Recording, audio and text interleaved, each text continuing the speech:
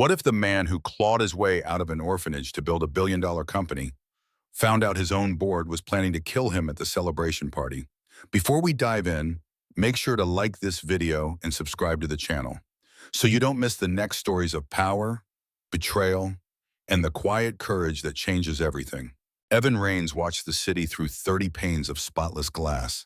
New York was still half asleep, lights blinking off in apartments while office towers flickered awake. From up here, the streets were lines on a circuit board, cars like impulses firing along them, anonymous and fast. He pressed his fingers against the glass, just for a second.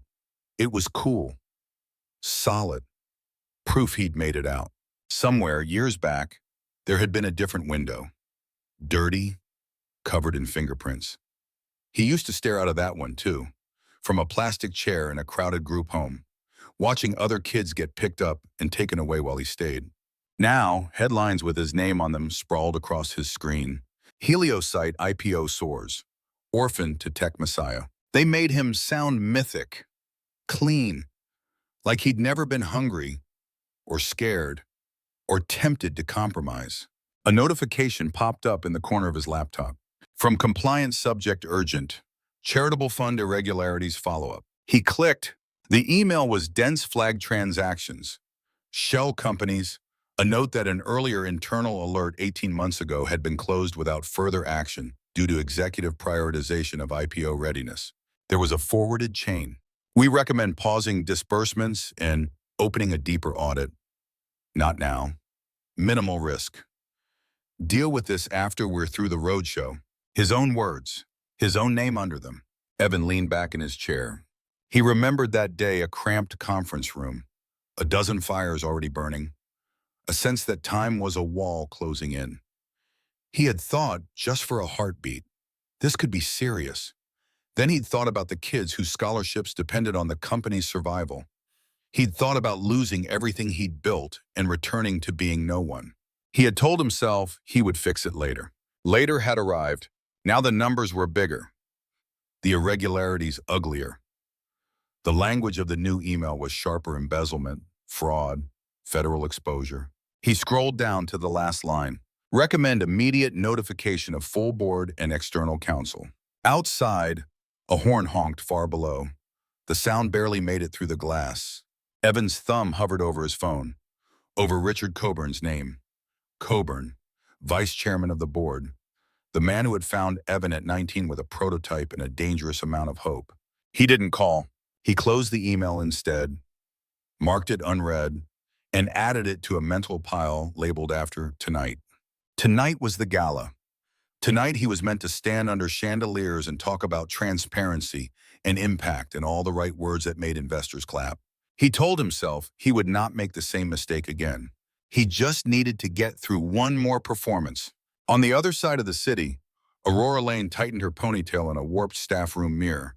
The Waldorf's ballroom glittered a few floors above her.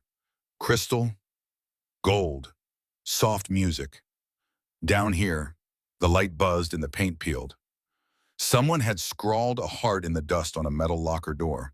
Rory, that tray is table 12, VIP side, the floor manager barked, thrusting a silver tray into her hands. No spills, no mistakes, and keep the kid out of sight. I know, she said. Maya swung her legs from the cracked vinyl couch, sneakers not quite touching the floor. Her pink dress had a small stain on the hem from the subway, but she'd twisted around to hide it.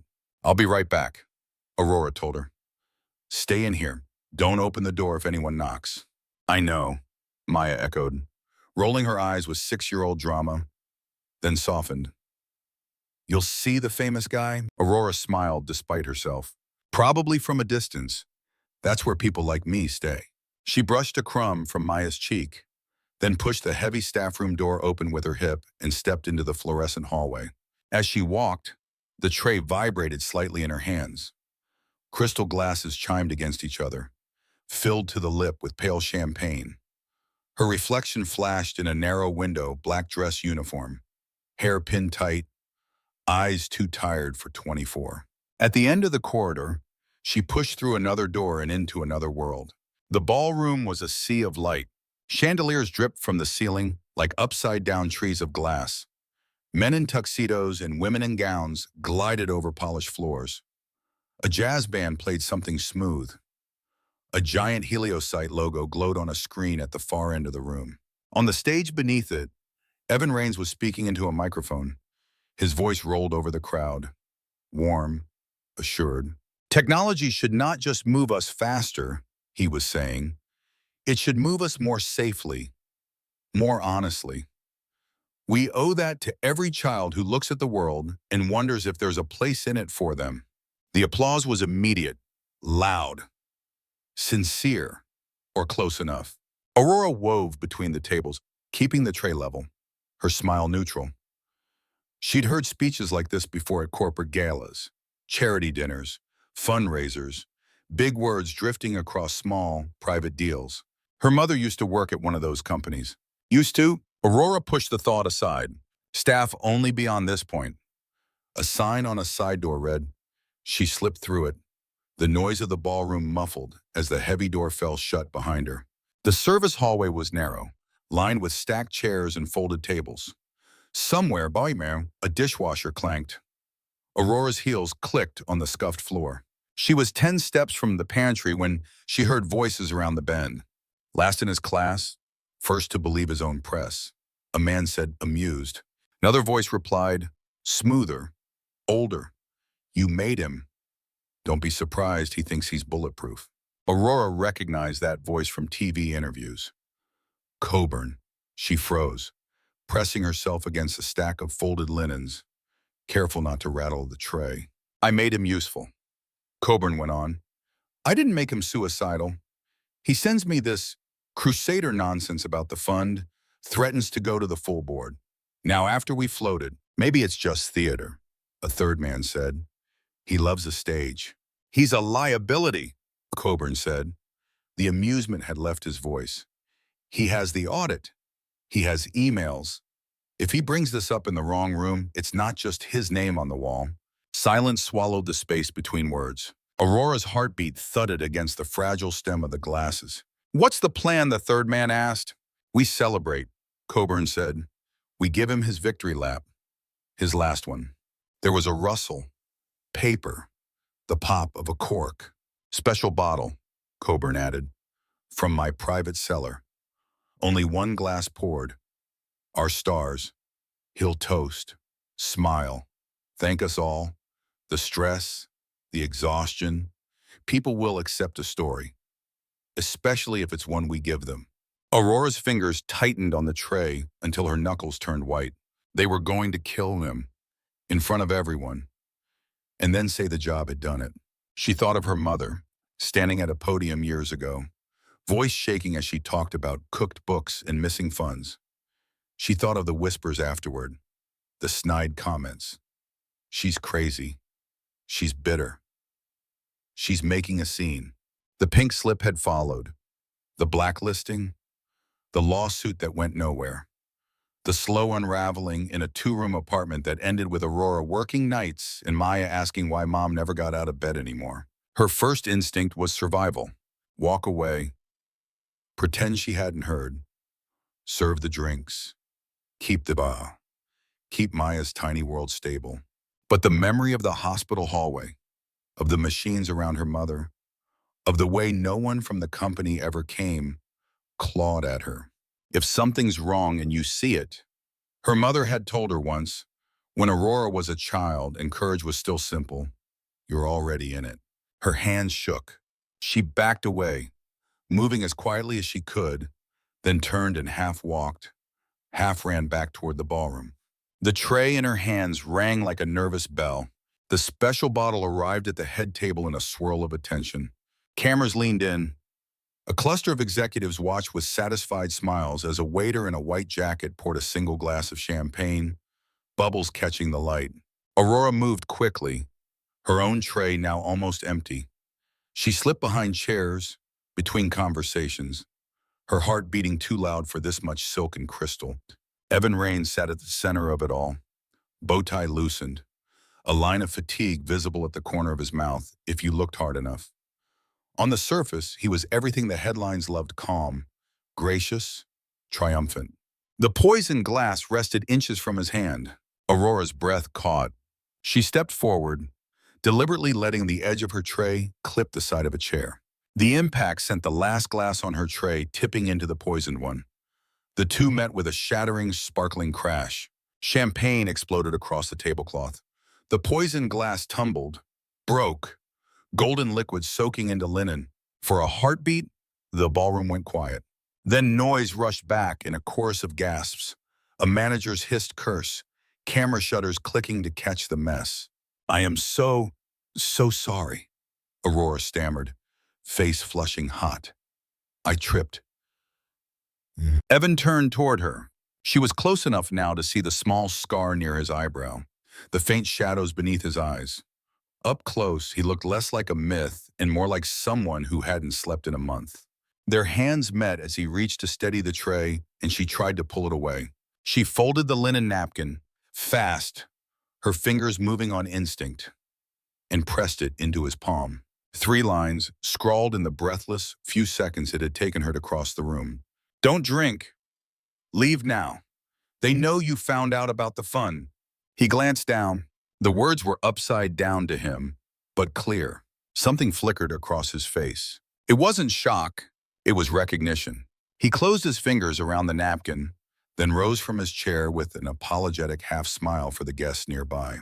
"My fault," he said lightly. "I must have startled her. We should both get some air." His hands settled on Aurora's elbow. The touch was gentle, but firm enough that she couldn't pull away without making a scene. He didn't look at Coburn.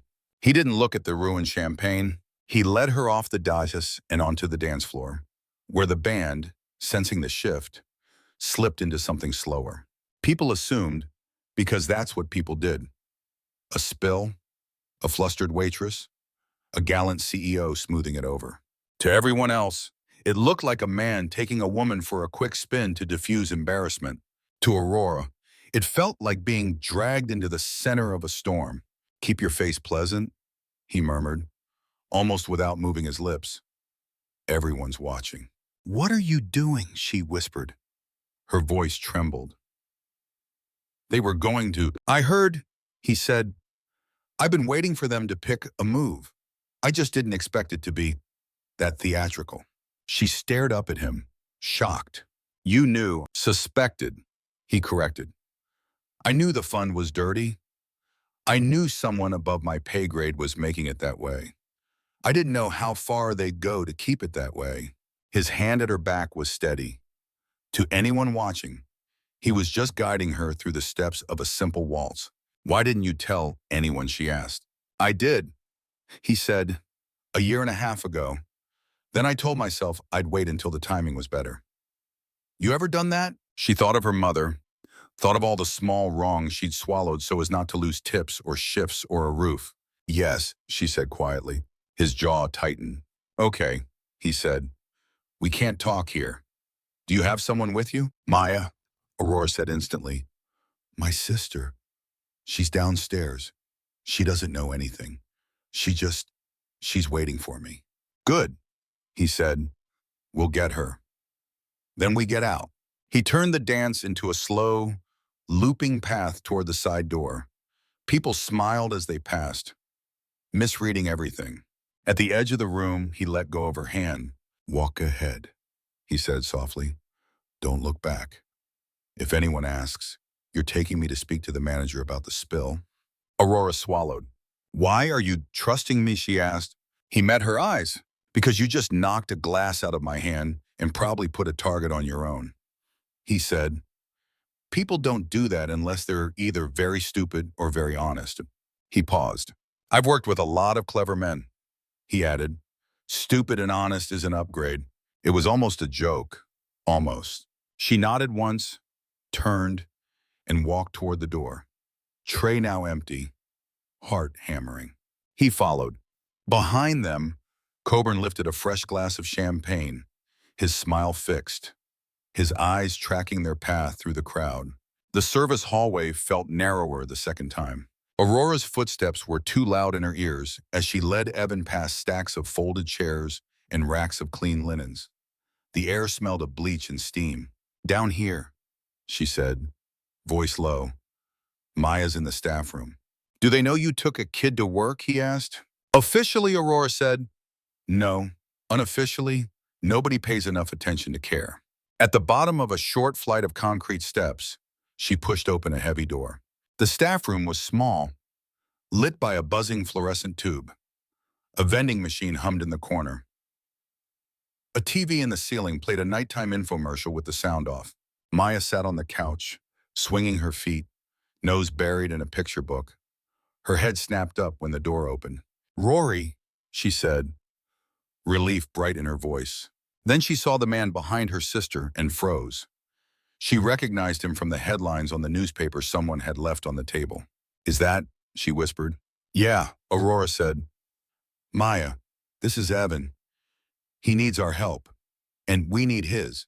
Maya blinked, absorbing that, then slid off the couch. Did people do something bad to you? She asked Evan bluntly. People like they did to Mom. Aurora's chest tightened. Maya, she said. Hey, it's okay, Evan said softly. He crouched down so he was eye level with the little girl.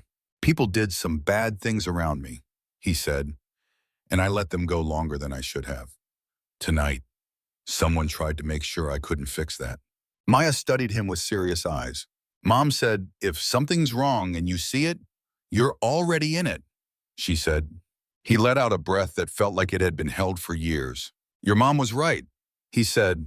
Aurora grabbed a worn backpack from the hook, shoved Maya's book inside, then pulled her sister's coat off the back of a chair. We have to go, she said, before someone comes looking. Do you have somewhere safe, Evan asked. Aurora hesitated. Anywhere with a locked door and no Coburn felt like an upgrade. Not safer than you, she said. The corners of his eyes creased. I'm not sure that's true, he said, but my place is closer. He shrugged off his suit jacket and draped it over Maya's shoulders. It dwarfed her, the sleeves hanging past her hands, the fabric trailing. She giggled despite herself. You look like a CEO, he said. What's that, she asked. Someone responsible, he answered. Aurora met his gaze. He was scared. He was pretending not to be. But under the performance, she saw the same thing she'd seen in the ballroom, just clearer now. A boy from nowhere, still half convinced this was all a dream he could wake up from. Let's move, he said. They slipped out the back entrance into an alley that smelled of trash and rain. Somewhere above them, laughter from the ballroom leaked into the night, distant and muffled. At the curb, a black car idled. Evan opened the rear door. Get in, he said. Aurora hesitated only a moment before climbing in, pulling Maya after her. The city blurred past as they drove. Neon, brick, the flash of headlights. It all smeared into streaks behind the tinted glass. Maya's head slipped onto Aurora's shoulder, eyelids drooping. Aurora stroked her hair, watching Evan's profile in the front seat. He stared straight ahead, jaw set, fingers flexing on his knee. Aurora thought of the napkin in his pocket, of the dripping champagne, of the way Coburn had said we made him. She wondered how much of him belonged to himself. His apartment surprised her. She had expected something glossy and high above it all. Glass, chrome, art that cost more than her life. Instead, they stepped into a space that felt lived in. The ceilings were high, but the windows looked out over irregular street trees, a grocery store, a laundromat. Books lined one wall in mismatched shelves. A bike leaned against another. There were scuff marks on the wooden floor where furniture had been dragged. In the kitchen area, a single mug sat in the sink. On the fridge, a grocery list was magneted next to a childish drawing of something with too many stars and lines. Labeled in wobbly letters, space. She raised an eyebrow at the drawing. When we did a STEM program at the group home, one of the kids gave me that. He said, I thought it looked like hope or chaos. Hard to tell the difference some days. He tossed his keys on the counter, then crossed to a dark-colored cabinet with a keypad. He typed in a code, opened it, and pulled out a thick folder and a small external drive. This is why they want me dead, he said. Aurora settled Maya on the couch, tucking a blanket over her, then joined him at the table. He laid out pages, transaction records. Emails, internal memos, names of shell companies, accounts that started benign and then turned crooked. This fund was supposed to send tech and training to underserved schools, he said. Instead, some of our board members discovered it was a great way to funnel money out without anyone asking too many questions. And you only found out now, Aurora asked. He looked at her just for a second too long. No, he said. He flipped to a printout of an old email. The date in the corner made her stomach dip. We should pause all disbursements pending a third-party review of the fund's outflows. His reply was beneath it. We cannot afford delays right now. Minimal risk. Revisit after roadshow. Her eyes moved from the page to his face. You called it minimal risk, she said quietly. I did, he said, because the roadshow was in 2 weeks and every column inch we got from it mattered. Because I thought selfishly that if we survived that push, I'd have more leverage to clean house. And then you start telling yourself stories, he said. His voice had gone hoarse. You tell yourself the problem isn't that big, that it's being exaggerated, that you'll deal with it when you're less tired, when the timing is better. There's always another after. He pushed the papers away from him, fingers shaking. I told myself I was protecting the company, he said. But the truth is, I was protecting myself from being the guy who blew up the thing he built. The confession hung in the air, raw and ugly. Aurora thought of her mother's face under hospital lights, of the people who had signed off on the book she'd tried to expose, people who had said later until there was no later left for her. You sound a lot like the people she fought, Aurora said. He flinched. Yeah, he said. I know. Silence settled between them. In the living room, Maya shifted in her sleep, mumbling something about stars. I'm not asking you to feel sorry for me, Evan said. I'm telling you that if you stay in this, you're not helping some noble hero. You're helping a flawed idiot trying to dig himself out of a hole he helped dig. You could still walk away, Aurora said. Sell your shares. Retire somewhere nice. Pretend you never saw any of this. He gave a short, humorless laugh.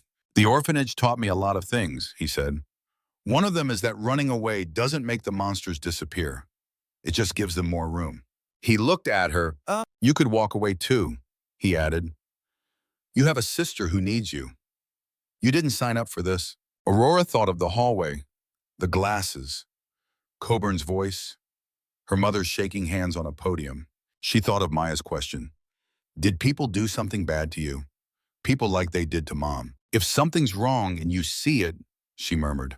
You're already in it, Evan finished. They sat there, two people from very different corners of the world, pinned to the same truth. I know a guy, Evan said finally, Mark Dalton. Used to be NYPD. Now he digs up what people pay to keep buried. He doesn't like corporate types. That's why I trust him. You think he'll help you? Aurora asked. I think he'll help the truth, Evan said. He'll just enjoy giving me a hard time along the way. He picked up his phone. As he dialed, Aurora's own phone buzzed on the table. She glanced at the screen. Waldorf Management. We need to discuss your conduct tonight. Her stomach dropped. I'm probably fired, she said. Evan covered the phone's mic. I'm sorry, he said. She shook her head. I poured a billionaire's drink on the floor, she said. Honestly, but I'm surprised it took this long. She flashed him a quick, brittle smile. I'm not doing that again, she added. Watching someone get hurt because I stayed quiet. If this burns me, it burns me. He held her gaze. Okay, he said. Then we burn together. And maybe light something up for someone else. Mark Dalton arrived 20 minutes later, smelling faintly of rain and old coffee. He was taller than Evan, with a gray stubble and eyes that looked like they'd seen too many half-truths. He dropped into a chair, glanced at the stack of papers on the table, then at Aurora and Maya on the couch. You've upgraded your security detail, he said dryly. Hi to you too, Evan said. This is Aurora. She stopped me drinking something I shouldn't. That's Maya. She's the only one here with any sense. Maya waved sleepily. Mark snorted. Figures, he said. Kids usually do. He flipped through the documents, scanning fast. How bad? Evan asked. Bad, Mark said. Not just sloppy. Intentional. Multiple entities. Someone's been siphoning off enough to make a senator blush. What can we do? Aurora asked. Two kinds of power in this town, Mark said. Money and narrative. They've had both. You're about to take one away. Maybe two, if you don't screw it up. He tapped the papers. You can hand this to the feds, he said. They'll move, eventually, quietly. Meanwhile, the board will spin a story about a rogue CEO who went too far, got greedy, tried to take them down when he was caught. They'll kick you out and keep the machine. And the other option, Evan asked? You get your own story out first, Mark said. On your terms, with proof. That's messier. It's louder. It means you bleed in public, but it also means they don't get to decide who's the villain. He looked at Evan over the top of the folder. You willing to bleed, he asked. The boy from the orphanage, the man from the IPO stage, the one who had marked a human life as minimal risk, stared back at him. Yes, Evan said finally, if that's what it takes to make sure no one else ends up on a napkin. Good answer, Mark said. We start with your board. The emergency board meeting was called for the next morning. The official reason, discussions about the next phase after a successful IP. The real reason, panic. In a glass-walled room high above the city, men and women in expensive suits gathered around a polished table. Coburn sat at the head, smiling without warmth.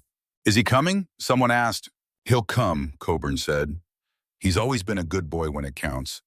Aurora adjusted the plain catering uniform she'd borrowed and steadied the tray of coffee cups in her hands. This feels like a bad idea, she whispered. Mark's voice crackled in her ear, coming through the tiny earpiece linked to the mic taped under the tray. Relax, he said. You're invisible. Your staff. They only notice you when you spill something. That's not comforting, she muttered. Don't spill, he said, and stick the tray in the middle of the table when you can. The bug needs line of sight. She pushed the door open with her hips. Conversations dipped as she entered. A few glances slid over her, assessing her presence only as far as the cups she carried.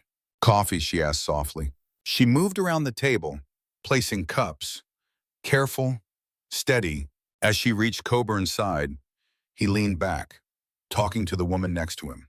If he thinks going missing buys him leverage, he's underestimating us, he said.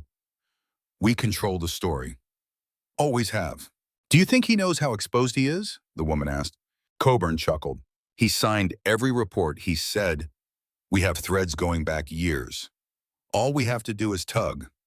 Visionary CEO hides fraud to chase IPO.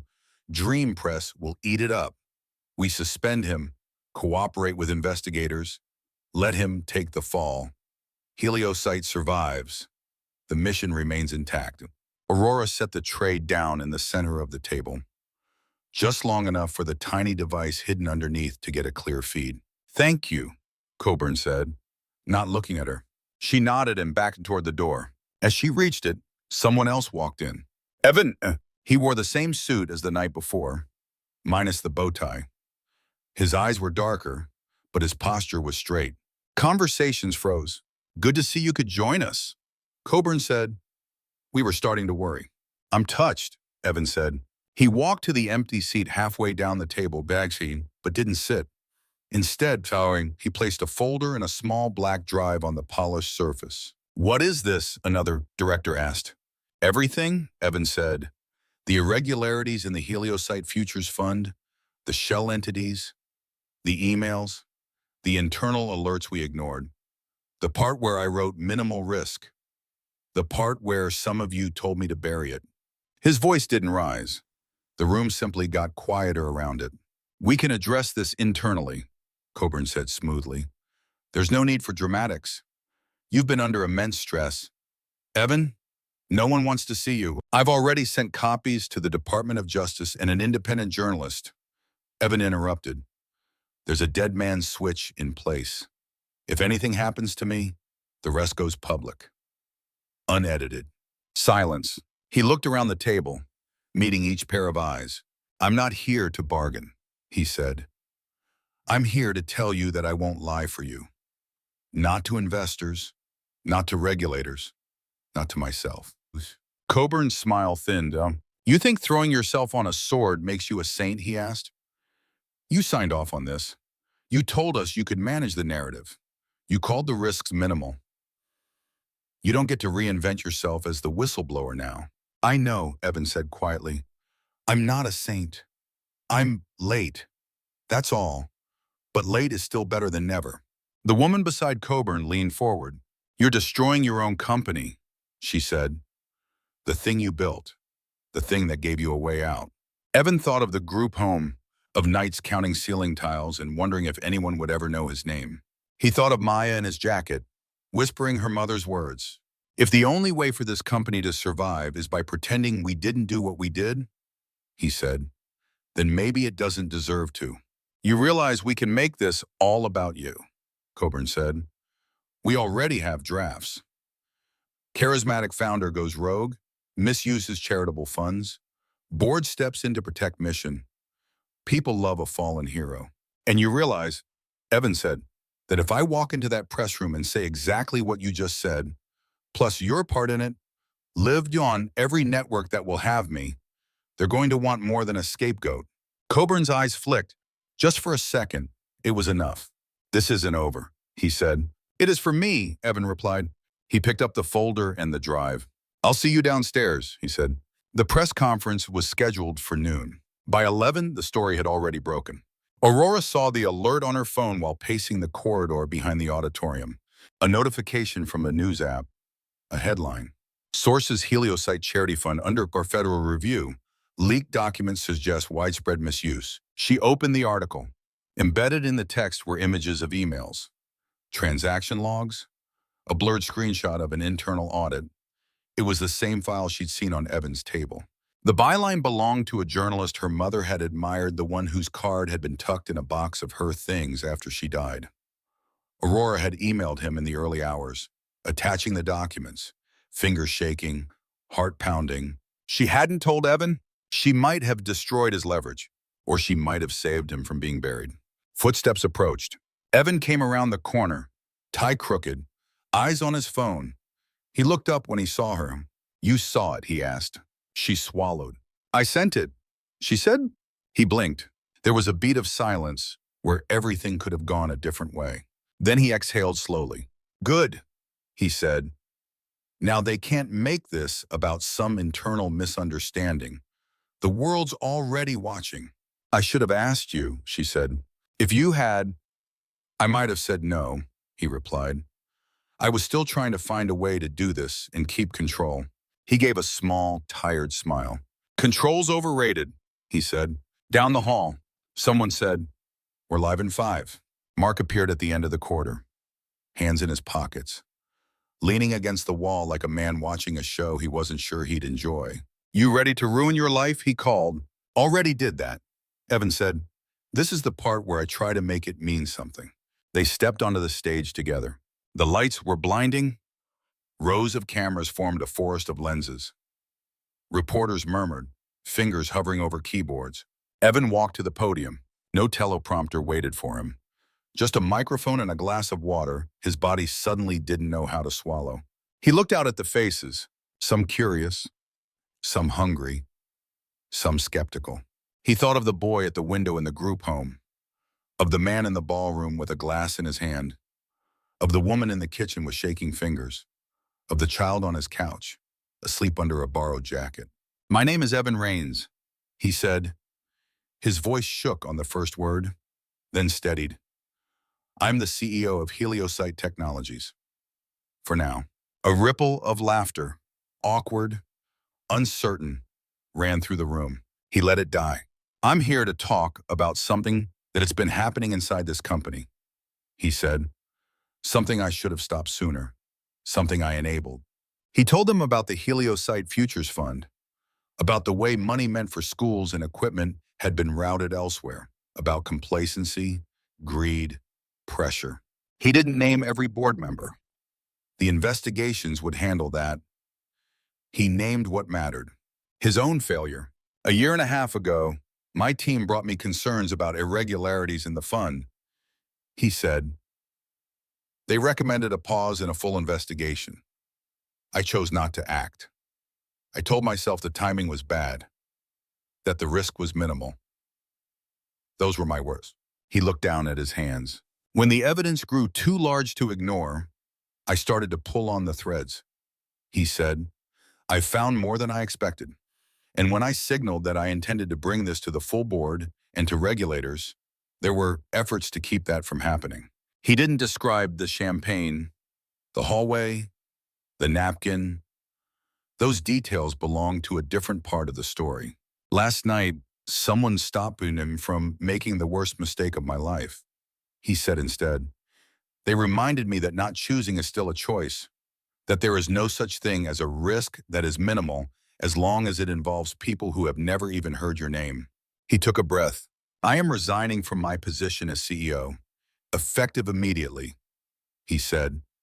Gasps rippled, but he spoke over them. I will cooperate fully with federal investigators. I will accept whatever personal and legal consequences come from my role in this. He paused. I am also transferring the majority of my personal equity in Heliosite into an independent trust. He continued, the Echo Fund. Its mandate is twofold: to compensate those harmed by the misuse of our charitable fund and to support individuals who risk their livelihoods to expose wrongdoing inside powerful institutions. Whispers roared. This fund will not be controlled by me, he said, or by our board. It will be governed by a panel of independent advocates and legal experts. My role will be as an unpaid advisor, if they want me. If not, I'll find some other way to be useful. He looked down, then up again, searching the crowd until he found a familiar face near the side of the stage. Aurora Lane, he said, could you join me for a moment? Aurora froze. Mark nudged her. Showtime, he murmured. Her legs felt unsteady as she walked onto the stage. The lights painted the room into a blur. Evan stepped slightly aside, making space for her at the podium. This is Aurora, he said. She's a server, or she was, until last night. She's the reason I'm standing here, because she heard something she was never meant to hear and chose to do something about it. Aurora wanted to say she was not a hero, that she had been terrified, that she had nearly turned away. Instead, she simply stood there, the cameras capturing the tremor in her hands and the steadiness in her eyes. And this, Evan went on, is Maya. He gestured to the front row, where Maya sat with a too big lanyard around her neck, legs swinging. A staffer lifted her up onto the stage. She clung to Aurora's hand, eyes wide. Maya once told me something her mother used to say. Evan said, if something's wrong and you see it, you're already in it. He let the words hang. We like to pretend that there are people who cause problems and people who are just around them, he said. But if you benefit from something that hurts others, and you know, and you stay quiet, you're part of it. I was part of it. I'm trying, now, to be part of something else. He stepped back. For a long moment, no one spoke. Then questions began to fly, shouted over one another, all trying to stake a claim on the story. Evan answered what he could. He did not deflect blame onto the faceless culture of the company. He did not pretend he'd been misled at every turn. When asked why he was making the Echo Fund independent, he said simply, because people like me shouldn't be in charge of deciding how much we owe. Somewhere in the chaos, he felt Maya's small fingers slip into his. He squeezed back. The fallout was exactly as brutal as Mark had predicted. Stock prices dipped, then staggered. Analysts shouted on financial news channels. Lawsuits were filed. Regulators opened investigations. Several board members resigned to focus on their families. Others were subpoenaed. One was eventually indicted. Evans sat through hours of questioning in windowless rooms. He testified. He handed over every email. He did not try to paint himself as a victim. His lawyers kept him out of prison, pointing to his cooperation and the fact that he had blown the whistle, even if late. The settlement included professional restrictions. He would not serve as an officer or director of a public company for a long time.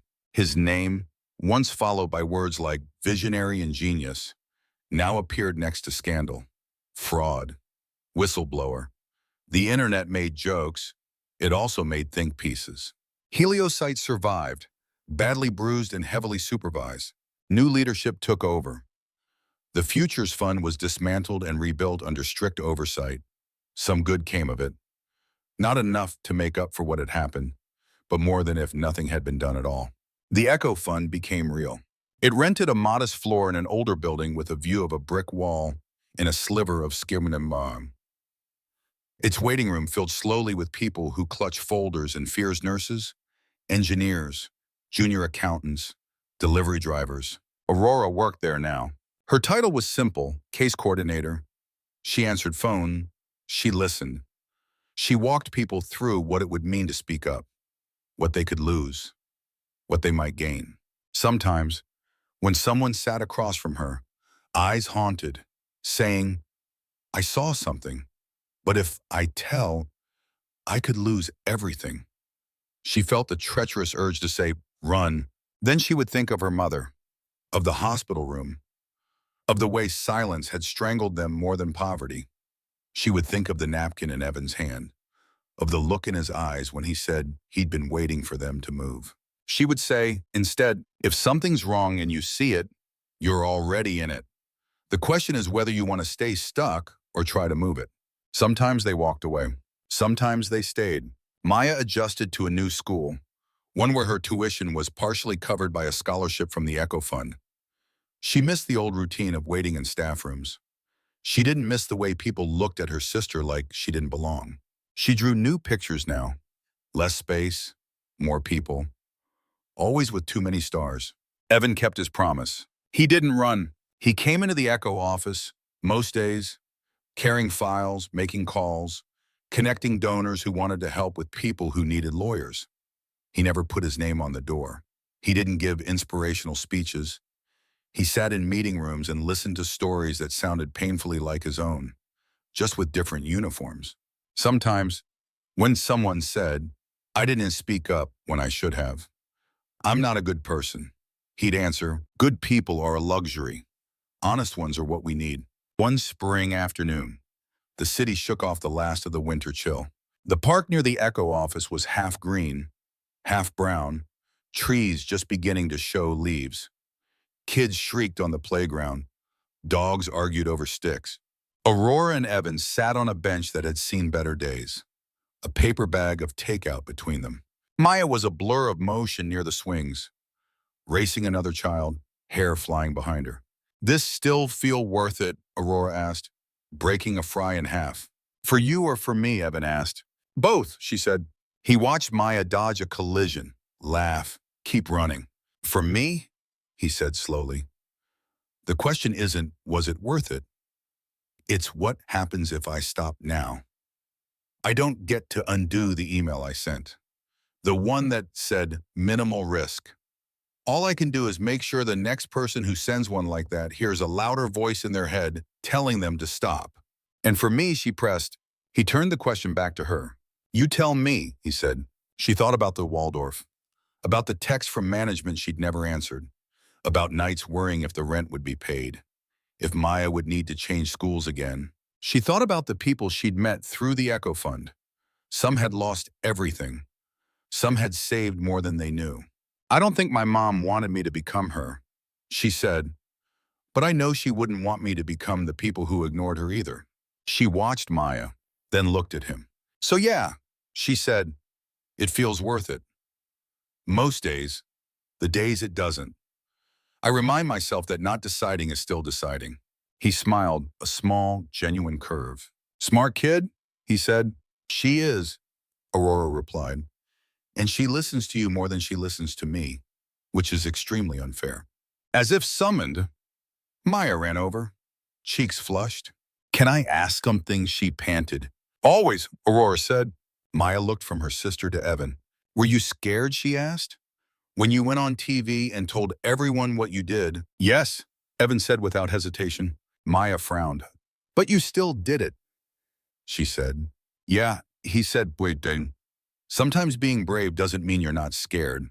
It just means you decide something else matters more than the fear. She considered that. Like you and the napkin, she said to Aurora. Aurora snorted. I was terrified, she admitted. And clumsy. Don't forget clumsy. Maya grinned. Mom would have liked you, she said to Evan. He looked away, blinking faster than the breeze justified. I hope so, he said quietly. A dog barked. A siren wailed in the distance. A plane traced a white line across the blue. Maya ran back to the swings, arms pumping. Aurora and Evan sat in silence for a while, watching her, the city moving around them. Do you miss it? Aurora asked eventually. The stage, the headlines, being the genius boy king. He thought about it. Sometimes, he said, then I think about that ballroom, about a room full of people clapping while I thought about an email I'd buried. And I think I'd rather have this bench. He nudged the paper bag toward her. And these cold fries, as he added. She laughed. High standards, she said. Hard-earned, he replied. The sun slipped lower, turning the park gold. Maya's laughter carried on the air, bright and clear. For the first time in a long time, Evan didn't feel like he was pushing against a wall that would never move. He felt, instead, like he was part of something slowly shifting, making space. A waitress, a former CEO, a 6-year-old girl in a pink dress, none of them perfect, all of them scared, and all of them, in their own uneven ways, choosing to see what was wrong and do something about it.